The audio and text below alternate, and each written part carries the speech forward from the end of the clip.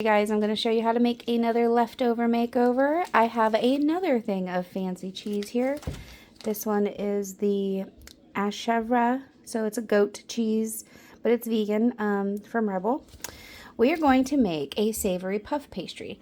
So first thing we're going to do is we're going to preheat our oven to 400, which I've already done, and we are going to get our cherry tomatoes roasted. Now, if you're feeling extra fancy, you can leave these on the vine because it'll look really, really pretty for pictures. But I'm not going to do that just because I don't really care about that right now. So this is leftover makeover, okay? We're going to pull these tomatoes off the vine. We're going to coat them in olive oil, some balsamic vinegar, and some salt, and we're going to roast them in the oven. We have 2 things of puff pastry here. We might use all of it. Maybe. I needed a pesto to go on the base of this, but I found this bruschetta spread, which is a cherry tomato and hot pepper spread. And that just sounded so good to me. So we're going to use that as the base.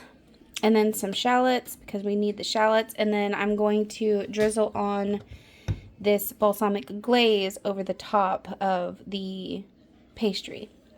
And then obviously thyme, because we need thyme. And there'll be salt and pepper too. I am going to roast these with the vine on because I think it might make them easier to remove. We're going to test that theory. But yeah, so I'm going to add some balsamic vinegar. I'm not going to measure this. I'm just kind of freestyling it. I'm just going to drizzle on some of that. And then we're going to drizzle on some olive oil. Make sure it's an olive oil you really like. Okay.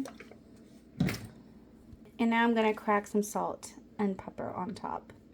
And now we are going to roast them for about 20 minutes. I will check on them then and see if they are done enough to my liking. We're not trying to cook them all the way because they are going to cook a little bit more on the puff pastry, but I really want to cook them down.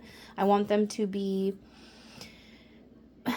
I really want them to be nice and roasty when it comes time to eat it. So I'm going to try to get it cooked, but not to the point of completely charred, if that makes sense. Alright, in you go.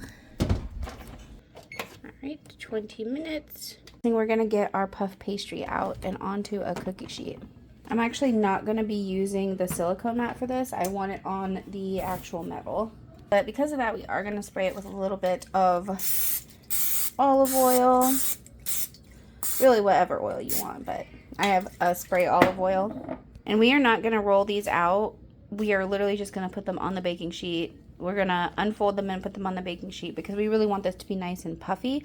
So I'm not going to roll them out at all.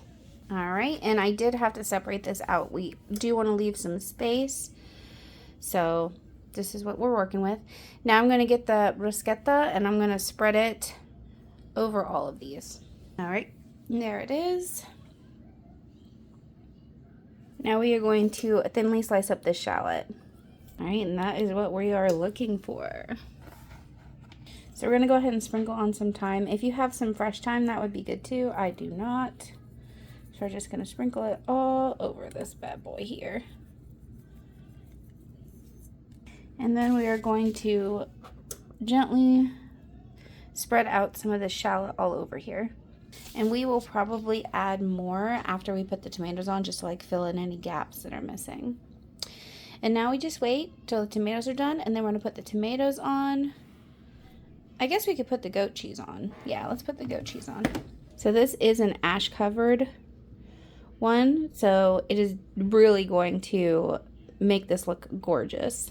Alright, and the timer is up, but these are not roasty enough. So we're going to do another 10 minutes. Alright, and that is exactly what we want. We want them to be like wrinkly, their juices coming out. Perfect. Alright, I can confirm it is easier to roast them with the vine on because I just picked them up and then used scissors to cut them off and plop them on. Worked out really well. Now this is the point where I will add any shallots into any little naked parts or anything like that just to add a little bit more. Alright, and I think that looks pretty good. Now we're going to crack on some salt and pepper and then drizzle on our balsamic glaze. And then we're going to roast this in the oven. change my mind. I'm going to do salt and pepper, and then I'm going to put on the glaze after it's done baking, just so I don't burn it. Alright, and in the oven it goes, and we're going to cook it for 20 minutes and then check on it after 20 minutes. Our 20-minute timer is up on these. Oh my gosh, steamy. But look at how pretty. Oh my gosh, it's beautiful. And there she is. Look at that. It did puff up a lot right here. This one looks perfect. One of the cherry tomatoes fell off, but that's okay. And then this one. Beautiful. My mouth is watering just looking at it. All right, now the last step is we got to drizzle on our balsamic glaze. Look at that. She's so pretty. I will cut into this, but not yet. I'm going to wait till it cools down a bit. I'm so excited to try this. It looks like pizza. Mmm. Wow. This is so good. Mmm.